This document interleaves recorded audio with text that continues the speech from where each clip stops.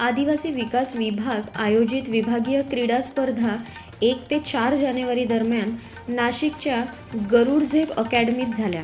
या स्पर्धेत सुरगाणा तालुक्यातील अलंगुण येथील आश्रमशाळेच्या सांघिक व वैयक्तिक क्रीडा प्रकारात यश मिळाले।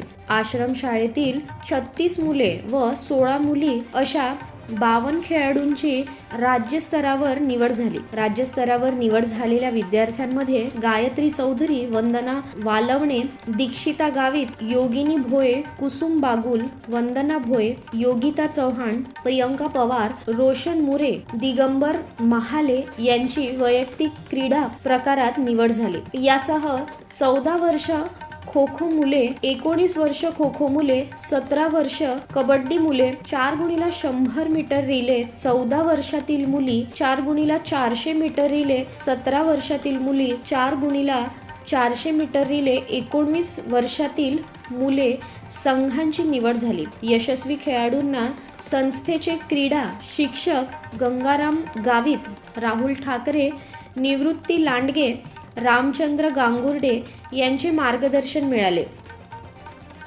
लक्ष्मण बागुल, जनमत लाईव्ह न्यूज, बोरगाव।